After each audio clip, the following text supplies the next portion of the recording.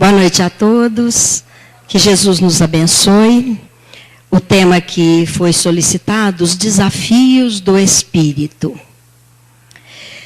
O Espírito imortal, também denominado princípio inteligente, é o ser inteligente da criação, criado por Deus, simples e ignorante. Simples na sua constituição, porque possui em si, em estado latente, todas as potencialidades a serem desenvolvidas.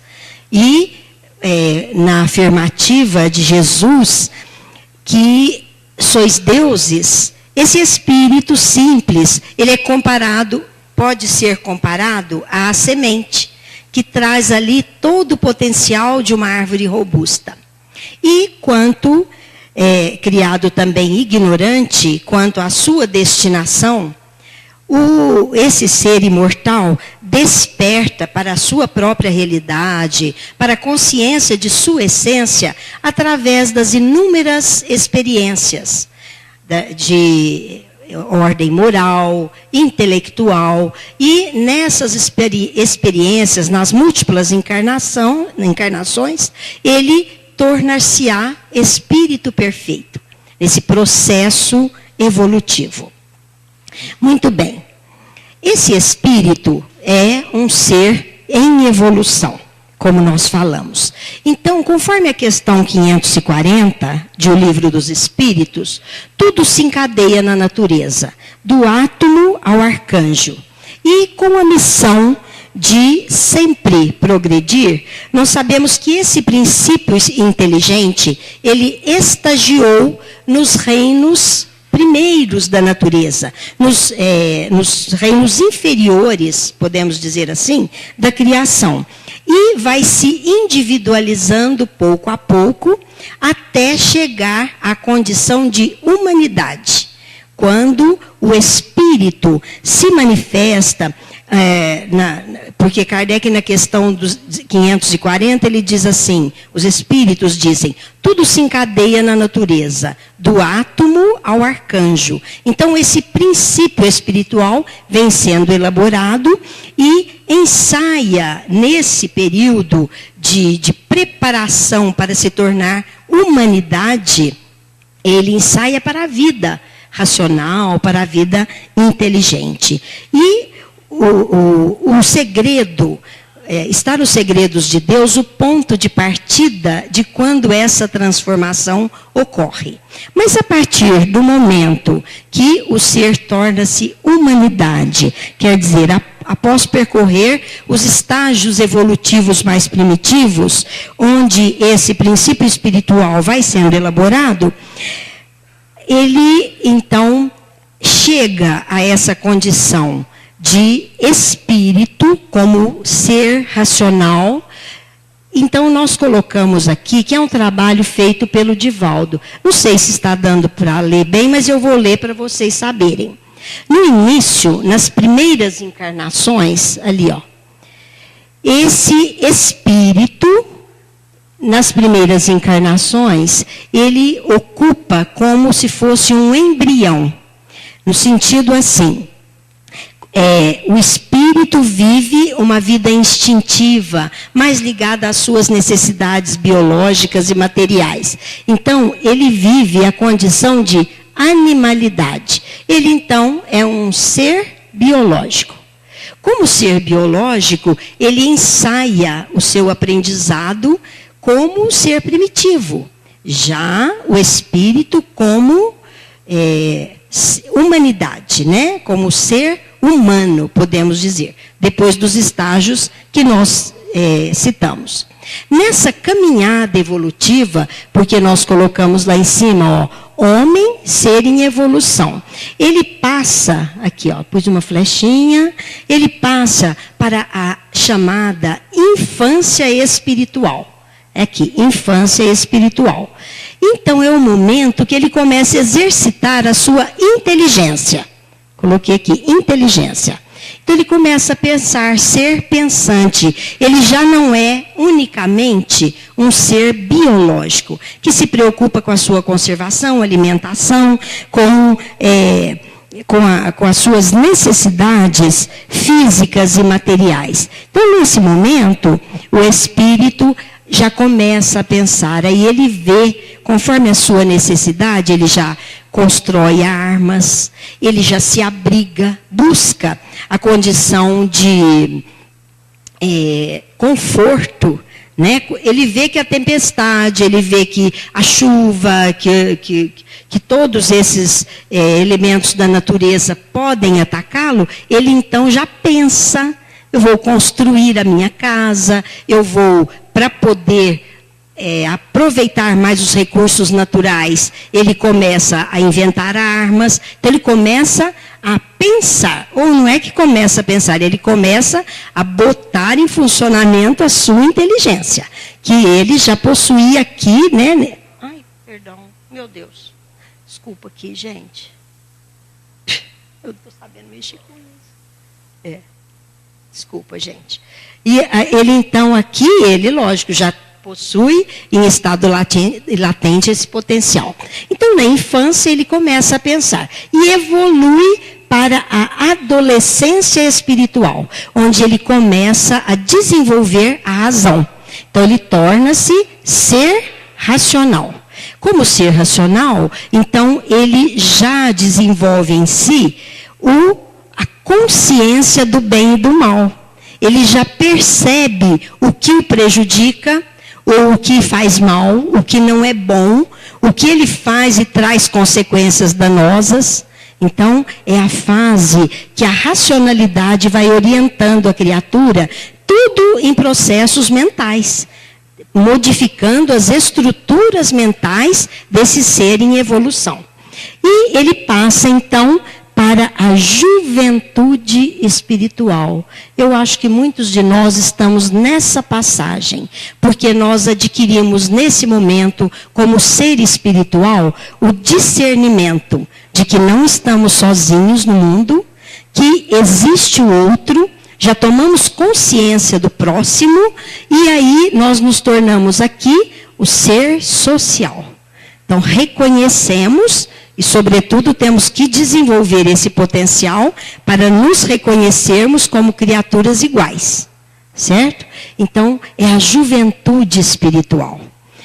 Creio que nós estamos entrando nela, né? Porque já estamos tendo esses movimentos de conscientização que o outro tem direitos iguais. Os grandes movimentos de igualdade, o trabalho de conscientização de que tudo que eu faço reflete no outro, é exemplo para o outro, influencia o outro e nos influencia, e o outro nos influencia também.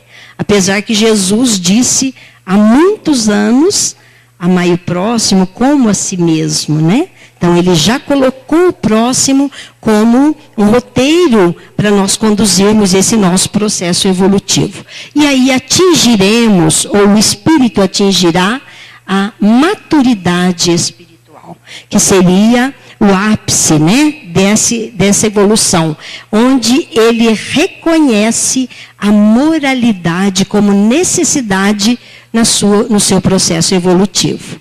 Então, é o bem, é o amor instalado e, vamos dizer assim, já funcionando ali, né, tudo corretamente nas estruturas mentais. Então, ele se reconhece como ser espiritual.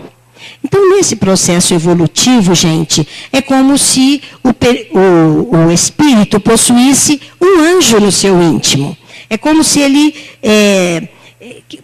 possuísse inúmeras potencialidades, para a gente entender, significando esse anjo, a serem desenvolvidas, a serem construídas no decorrer da sua evolução.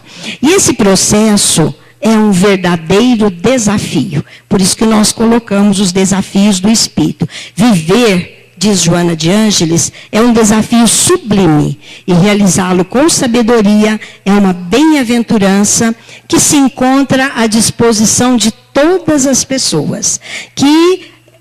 Pessoas essas que se resolvam decididamente a realizar esse processo. Então, nós temos que querer vencer esses desafios. Então, ela chama de desafios do Espírito, né?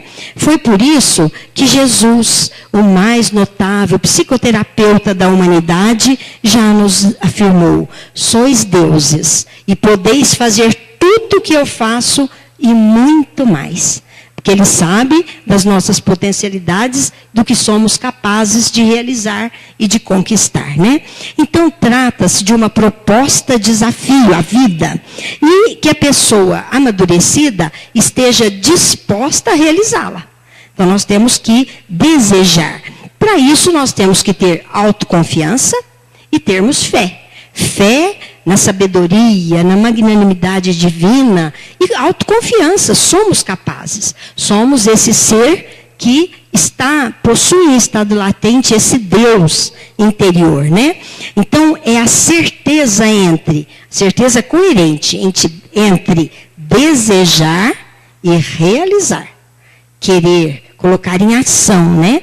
E identificar-se cada dia mais com os valores realmente significativos, valores que a gente diria realmente verdadeiros. Então, nesse processo, nós não vamos ficar preocupados exclusivamente com as coisas corriqueiras, com as ilusões da vida, e vamos sim desenvolver o nosso processo de desafio com muita vontade para a ação. O ser humano, ele experimenta 60 mil pensamentos por dia, em média, né? E isso mostra a grandeza das nossas estruturas mentais. O que o ser humano precisa é aprender a usar bem esse potencial, essa capacidade, esse tesouro que ele possui, que é a mente. E o que na maioria das vezes nós fazemos? Nós usamos inadequadamente os nossos pensamentos, né? Nós lamentamos, nós queixamos, nós reclamamos, nós desgastamos essa possibilidade com coisas desnecessárias. Então, na verdade, nós não utilizamos tão bem essa força, né, do nosso pensamento. E por isso, nós desenvolvemos grandes medos. E quais são os maiores medos da criatura? O primeiro, que é muito comum, medo de ficar doente, né? Medo de adoecer. É um medo que nós vamos comentar em seguida. O outro, medo de envelhecer. Outro, medo de ficar pobre, de não ter as coisas, né? E o último, medo de morrer. Então vamos ver o que Joana fala sobre nós, né? Com uma atitude mental, buscando um clima psíquico de bem-estar, toda criatura encontra recursos para desenvolver os fatores que podem fazer com que ela vença esses medos, né? Então, a compreensão da doutrina espírita também muito nos ajuda. A doença, gente, o que é a doença? É um acidente de percurso. Nós não somos doentes, nós estamos doentes. E, por isso mesmo, é um estado transitório. Nós que acreditamos que o ser imortal percorre esse caminho evolutivo, quando temos as doenças, as dores, as dificuldades, elas são transitórias. Um dia vai passar. Não nos pertence, né? São lições, são contingências da nossa própria construção espiritual, mas é um estado transitório. Então, já que o ser é eterno, essas manipulações orgânicas fazem parte dessa transitoriedade. Então, não se justifica, se tivermos fé realmente, termos medo das doenças. Eu falo aqui, mas eu morro de medo de doença. Porque a gente fica assim, muito fraquejado, mas é a hora de nós botarmos a nossa fé, a confiança no Pai, que nos dá sempre o melhor, aquilo que necessitamos, eu repito isso para mim também. Porque ainda tenho as minhas fraquezas. Não é porque estou falando aqui, é para eu decorar, guardar e não cair, né, gente? Não temos vamos dizer assim, a possibilidade ainda de não ter essas dificuldades. Então, a doença é um estado transitório. Por que termos medo? Será que não confiamos nesse Pai, que é amor, que vela por nós e que sabe o que é melhor para nós? Medo de envelhecer. Tem pessoas, né?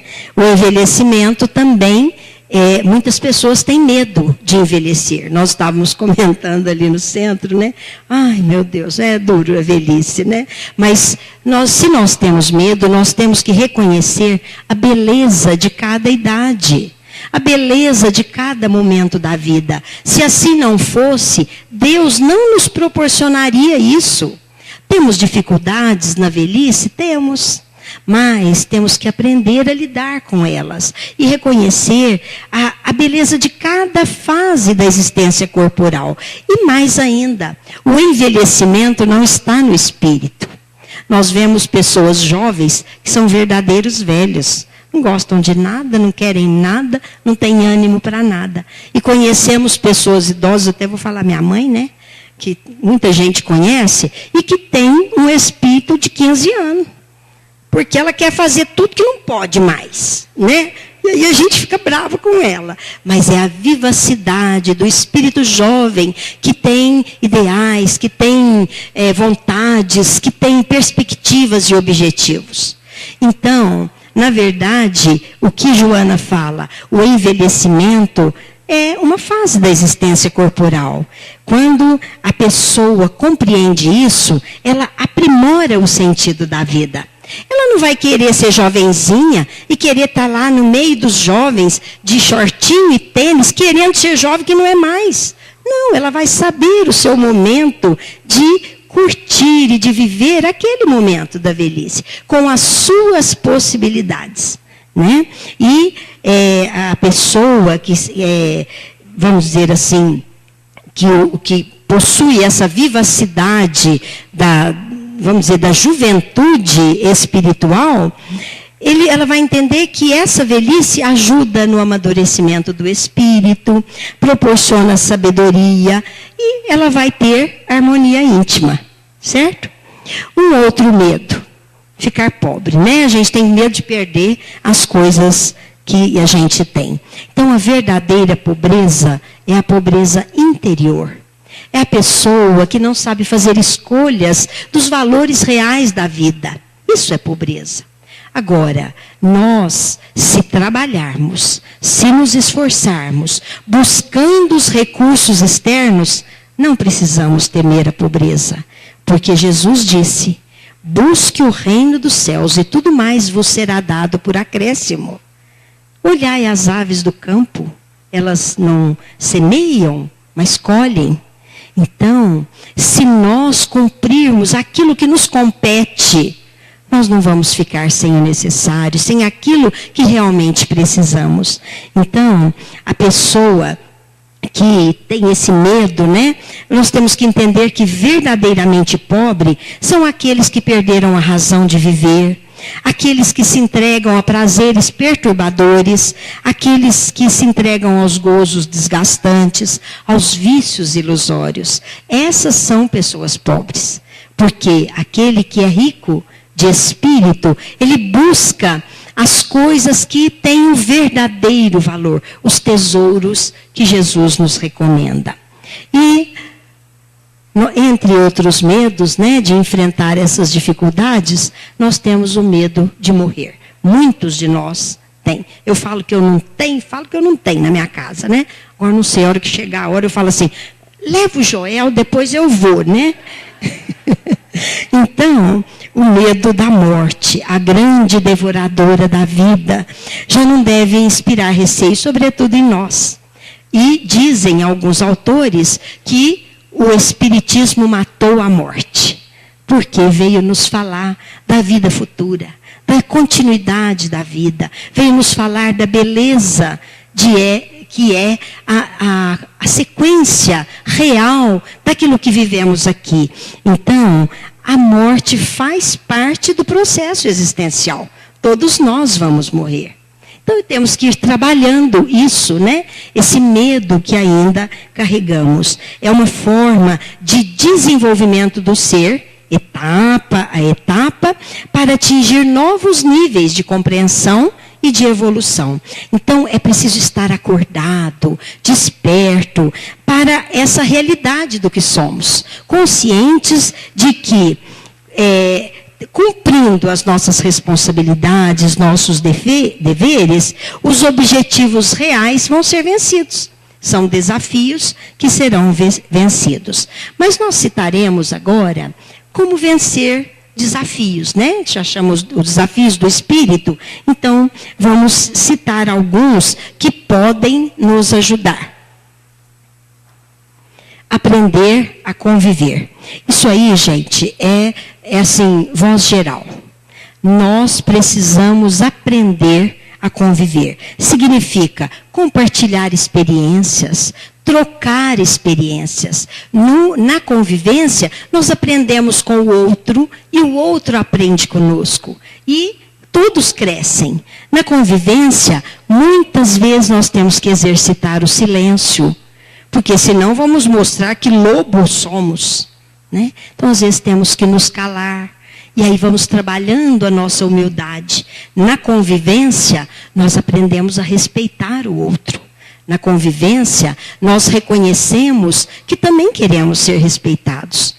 E por isso, nós nos colocamos muitas vezes no lugar do outro. Através da convivência, nós adquirimos modos, costumes, aprendemos tantas coisas que demorariam séculos se estivéssemos sozinhos.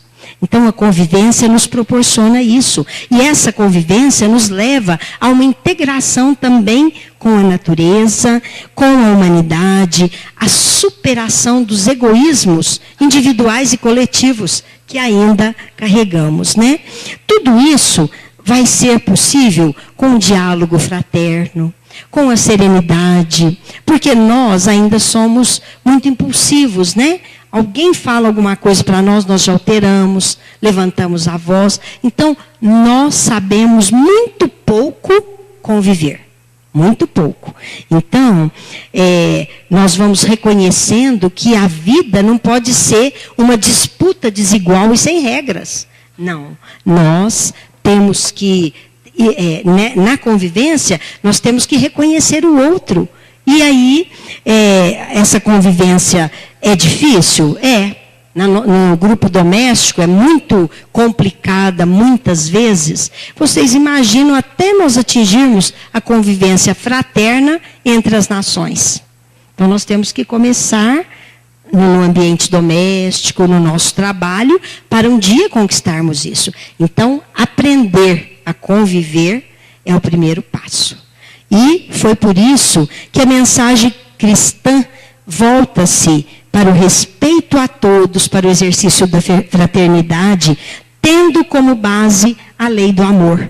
Lembrando o que Jesus disse: fazer aos outros o que desejamos para nós. Se nós seguirmos essa regrinha, nós estaremos em condições de uma convivência fraterna, respeitando o próximo, reconhecendo o outro como igual a nós.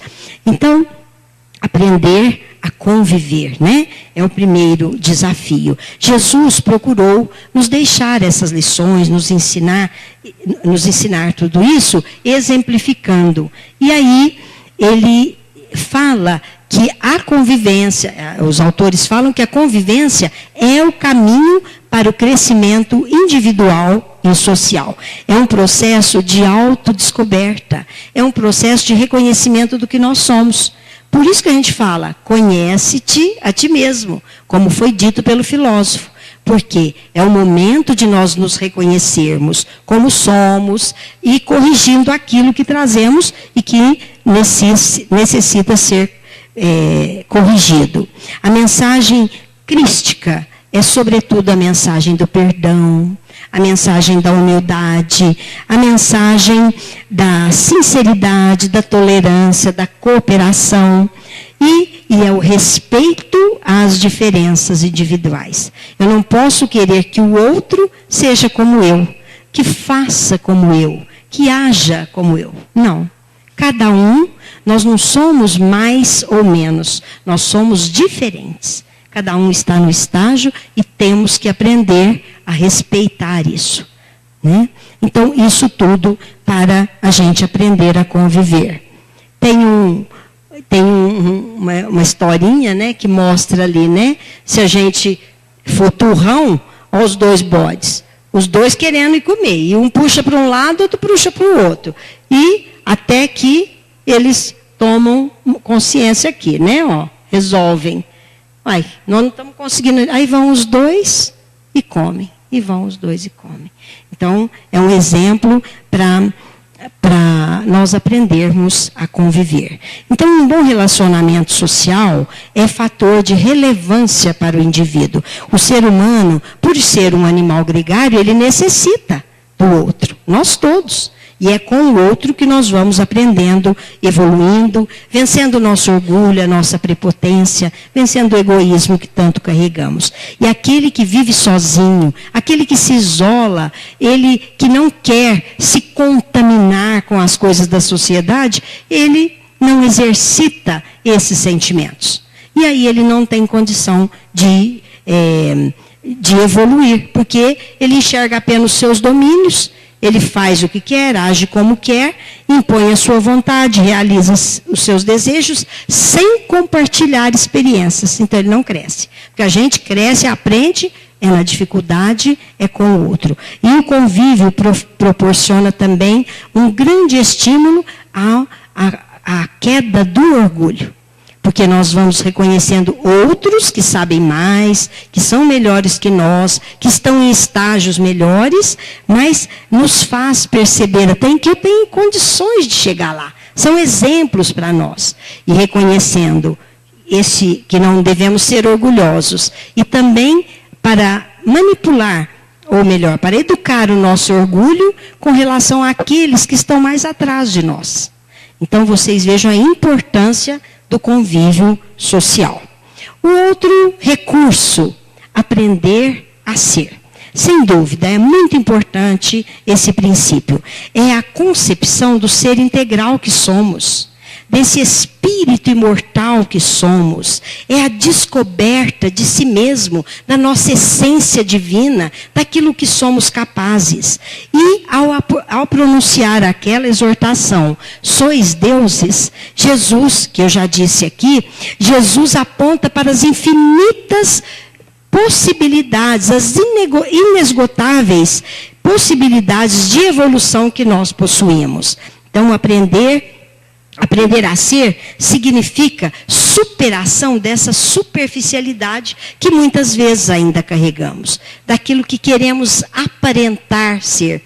Mas nós temos que aprender que é o conhecimento de nós mesmos superando a nós próprios. Então, quanto mais a gente atinge uma maturidade psicológica, mais importante se torna ser mais ao invés de ter mais. Porque o que acontece? Nós todos, lutamos, às vezes, numa luta aí desenfreada para ter coisas, para ser melhores, para ter melhores cargos, para ter um melhor trabalho, para ter a melhor casa, melhor carro, etc.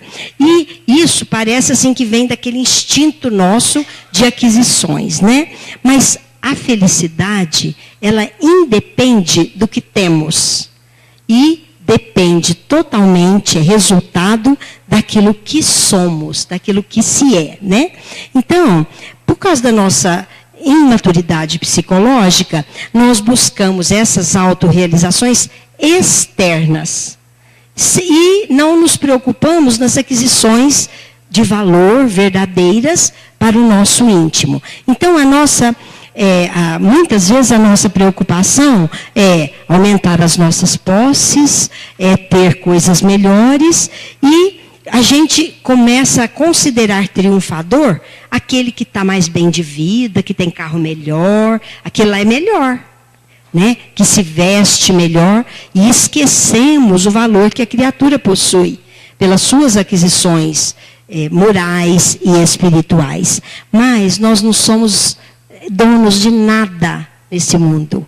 tudo o que temos somos usufrutuários, é um empréstimo, e que pode nos ser tirado de um minuto para outro. Tem uma moça lá no centro que ela fala assim: nós não sabemos o que vai nos acontecer daqui a um minuto. E não sabemos mesmo.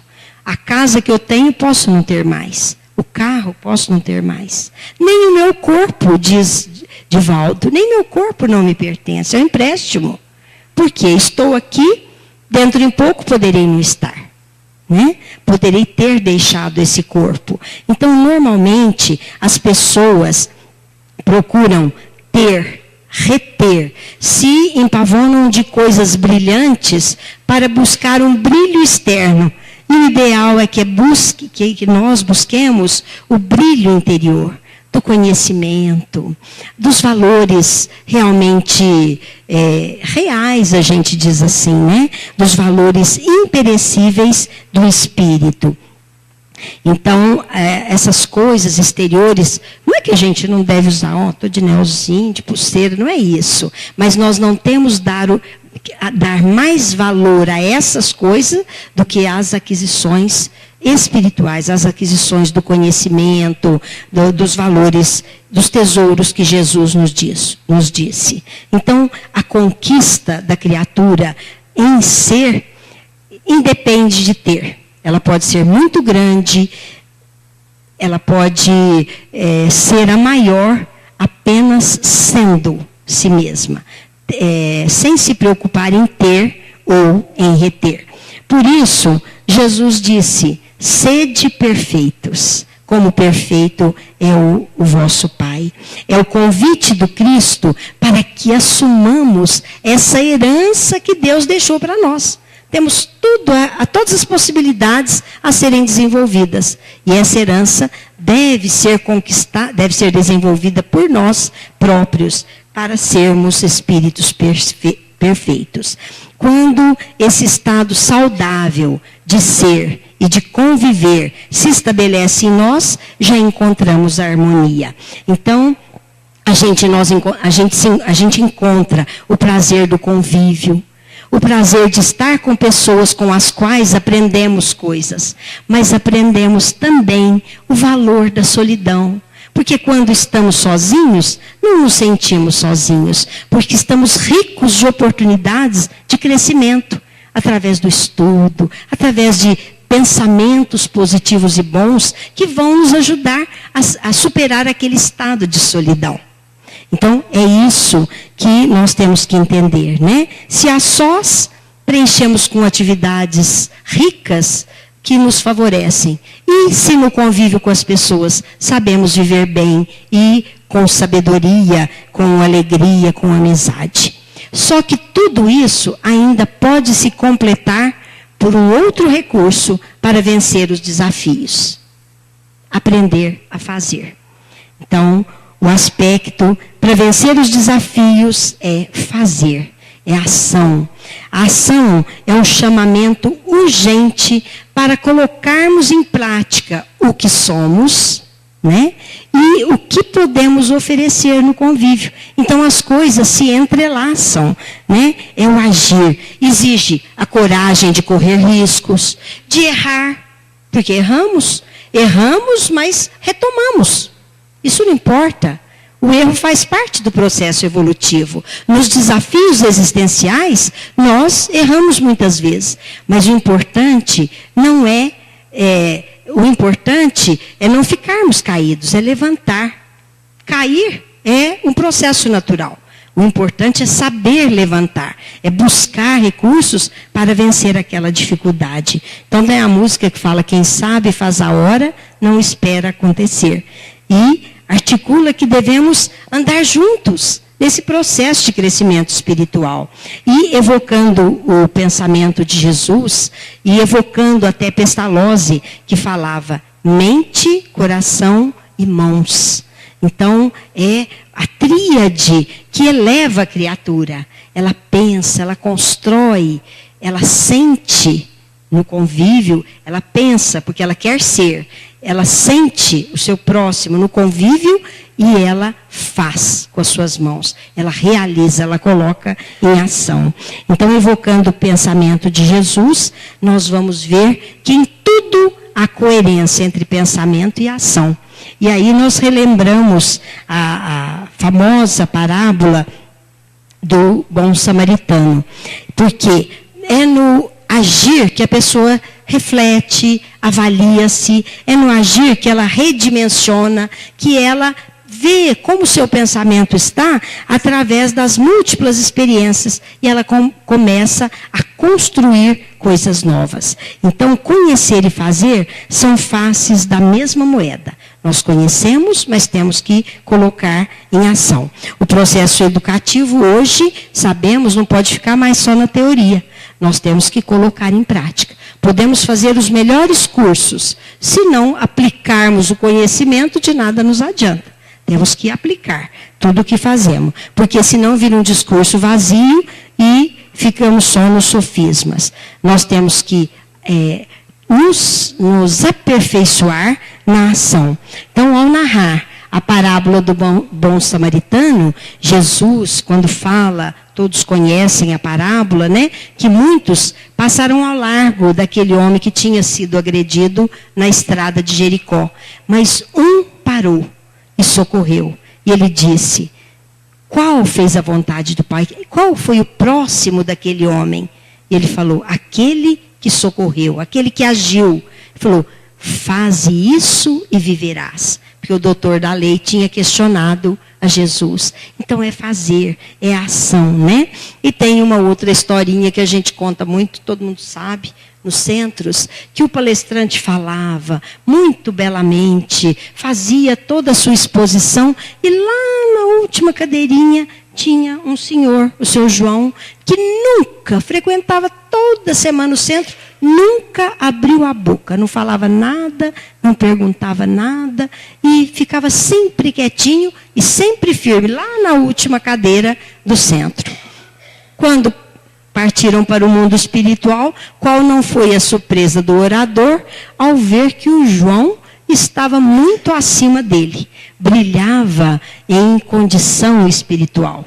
Aí ele vai perguntar, escuta, mas o que aconteceu? Você nunca falou nada, eu fiz quantas palestras lá, você nunca abriu a boca. Ele falou, pois é, mas eu fazia tudo o que o senhor falava. Então, é ação, né? É fazer.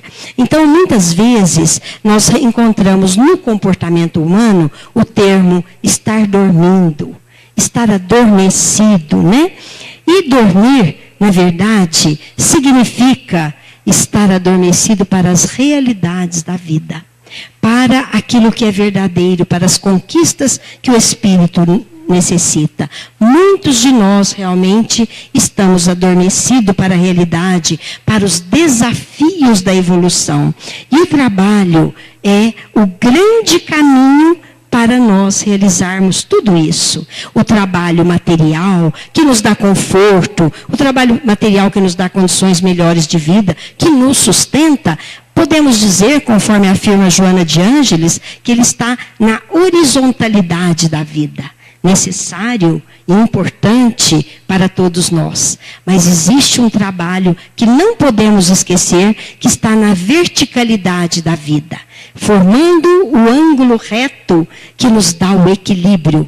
É o trabalho de fraternidade, é o trabalho voluntário, é o trabalho que nos coloca em condições, mesmo realizando o trabalho horizontal, nós temos consciência de que somos espíritos e esse trabalho nos eleva através das condições que o executamos. Ser feito com amor, ser bem feito, cumprindo o dever, com responsabilidade, é estar ligado à verticalidade da vida e à verticalidade do trabalho. Então, é o ângulo formando esse ângulo reto, a verticalidade do trabalho no bem, na consciência espiritual que somos e a horizontalidade da nossa necessidade material que ainda vivemos. Então, o trabalho horizontal sustenta o corpo, sustenta a vida material. E o trabalho na verticalidade sustenta o espírito, sustenta a vida, podemos dizer. Então, Joana de Ângeles nos diz que ação, que trabalho é ação, é a palavra de ordem em todo o universo. O trabalho constitui mecanismo que impulsiona a vida em todos os sentidos. Mas para utilizar todos esses recursos que falamos, para nos ajudar a vencer os desafios existenciais, nós temos que ter um gerente, que todo mundo tem. Na nossa casa mental, a vontade. A vontade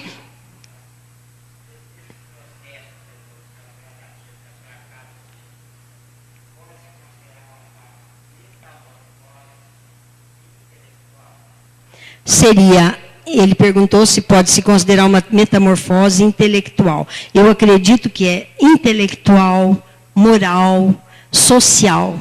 Seria. Porque à medida que evoluímos individualmente, alcançando esses propósitos, nós nos reconhecemos como ser social. E nesse processo há uma evolução social também. E moral, né? Que são 3 aspectos, mas que na verdade no espírito são um só. Quando o senhor falou intelectual, parece que fica mais direcionado ao conhecimento. Então eu acredito que seria os 3. Né? É vencer o desafio, abrangendo todo o processo para sermos espírito, o ser integral, como dissemos. Né?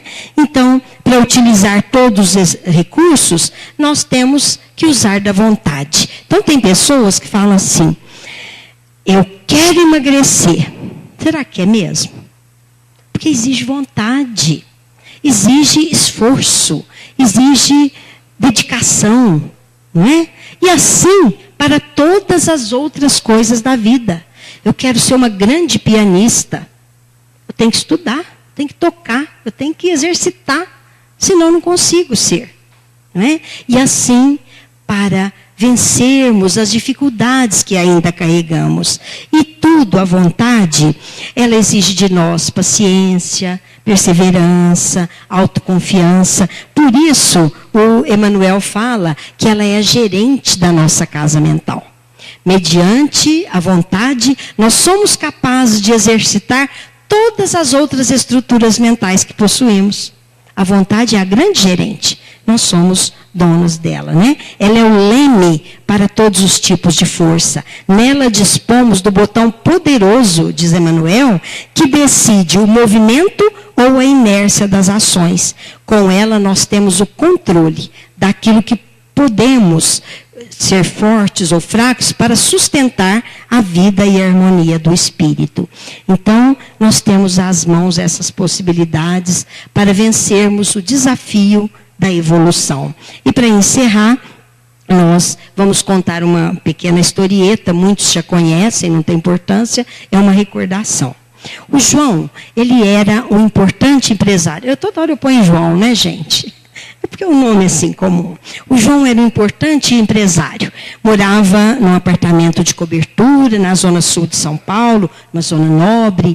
E ele tinha a sua empresa, ele levantava cedo, despedia-se da esposa, levava os filhos na escola, ia para a sua empresa, uma pessoa equilibrada, uma pessoa serena, enfrentava todas as dificuldades do trabalho sem estresse, dirigia com sabedoria a sua empresa, era uma pessoa muito querida.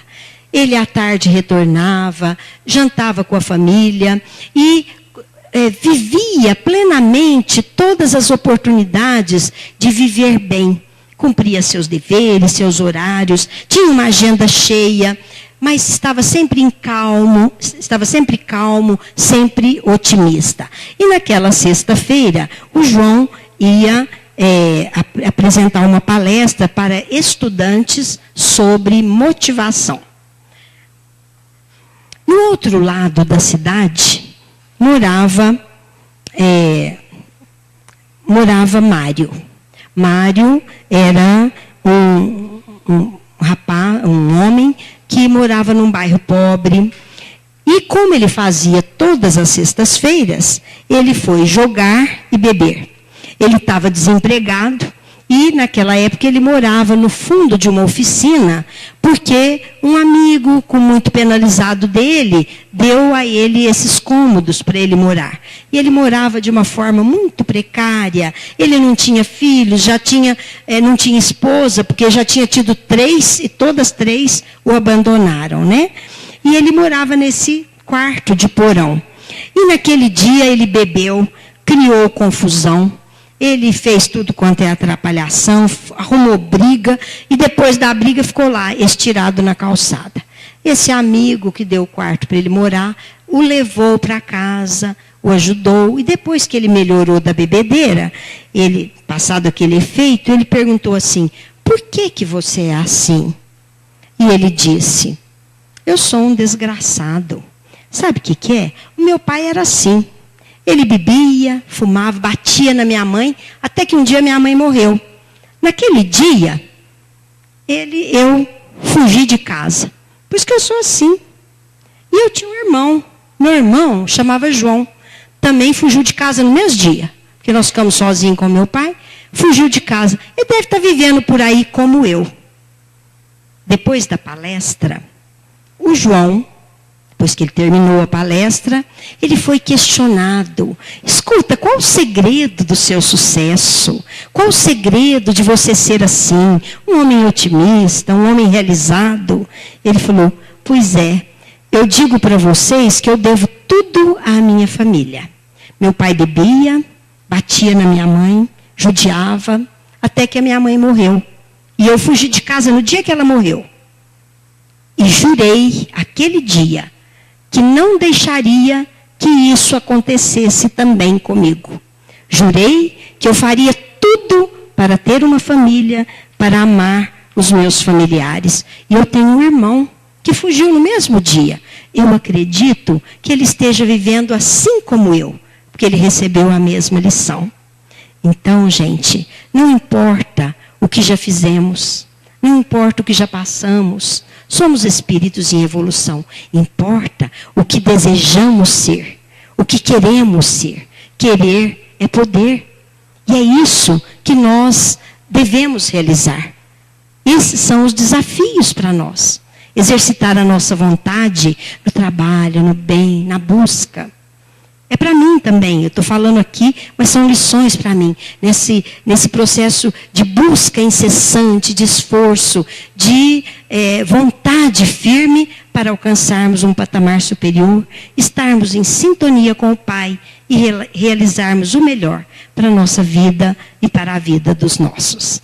Então, que Jesus nos abençoe. Agradeço a atenção de todos.